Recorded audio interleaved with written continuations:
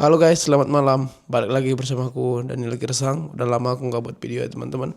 Jadi di video kali ini aku akan bahas soal JLPT atau Japanese Language Proficiency Test, gitu ya teman-teman.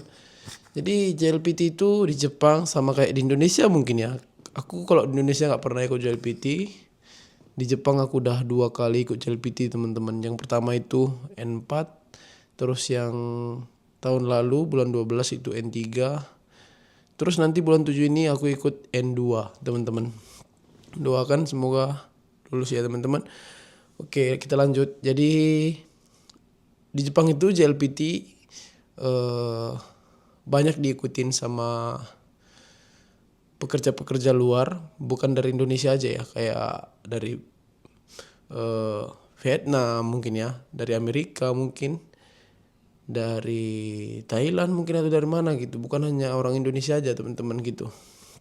Terus soal biaya untuk ikut tes JLPT itu teman-teman, di sini tuh harganya sekitar 7.500 yen atau sebesar 750.000.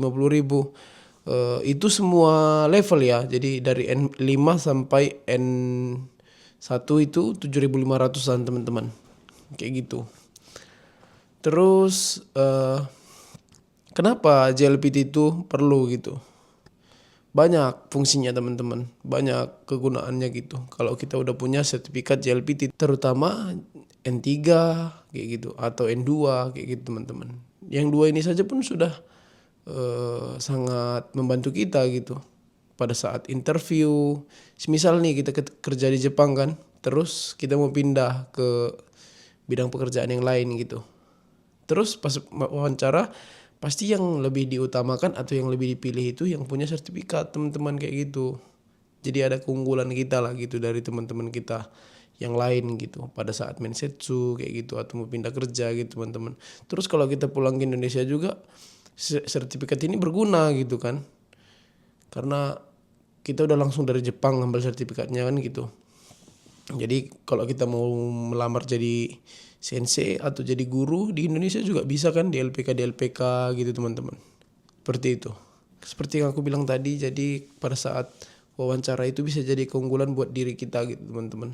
Pada saat mau pindah kerja gitu. Terus kebanyakan memang syarat-syarat di Jepang ini memang mengutamakan N3 kayak gitu atau N4 kayak gitu. Kalau semisal kita kerja di Gemba nih sekarang, kerja di lapangan, pengen pindah ke pabrik gitu, pasti mereka buat minimal N3 kayak gitu atau minimal N2 kayak gitu syaratnya. Gitu teman-teman. Jadi buat teman-teman yang di Jepang, aku saranin ya ikutinlah JLPT-nya gitu. Belajar gitu teman-teman. Sekalian ngetes kemampuan kita, ngetes kemampuan bahasa Jepang kita gitu teman-teman. Jadi kalau kita rasa kita udah mulai lancar ngomongnya atau kita udah mulai bisa baca kanji, udah bisa mulai nulis kanji gitu, kan gak ada salahnya kalau kita ikut JLPT gitu teman-teman. Meskipun harganya ya mahal gitu loh. Kalau JLPT di Jepang teman-teman itu 2 kali setahun ya, di bulan Juli sama di bulan Desember. 2 kali setahun kayak gitu teman-teman. Terus biasanya itu setiap daerah ada kayak gitu. Jadi semisal di Okayama ada kayak gitu, di Tokyo ada, di Osaka ada kayak gitu teman-teman. Jadi kita nggak pergi jauh-jauh, nggak pala jauh-jauh lagi ke Tokyo gitu semisal. Sementara kita tinggalnya di Okayama kayak gitu, nggak perlu gitu teman-teman. Gitu ya teman-teman. Mengenai JLPT ini, mudah-mudahan aku juga nanti bulan 7 bulan Juli nanti aku ikut JLPT N2. Mudah-mudahan lulus dan mudah-mudahan semuanya lancar teman-teman. Soalnya ujian tahun lalu itu ada masalah ya teman-teman. Jadi banyak teman-teman yang lain itu yang nilainya nggak keluar kayak gitu. Jadi uang mereka dikembalikan kayak gitu teman-teman sama pihak JLPT-nya. Oke teman-teman, mungkin kurang lebih sekian video dari aku. Semoga teman-teman semua yang masih belajar bahasa Jepang mungkin, atau yang masih di LPK mungkin ya, yang sedang melihat video ini, tetap semangat. Jangan pernah menyerah lah gitu untuk mau ke Jepang teman-teman. Karena Jepang ini masih sangat-sangat rekomen menurut aku gitu. untuk menata masa depan teman-teman masing-masing kayak gitu. Daripada kita di Indonesia kan kita capek kerja, gajinya juga nggak seberapa, kita nggak bisa nabung gitu. Ya mungkin tergantung dari teman-temannya sih.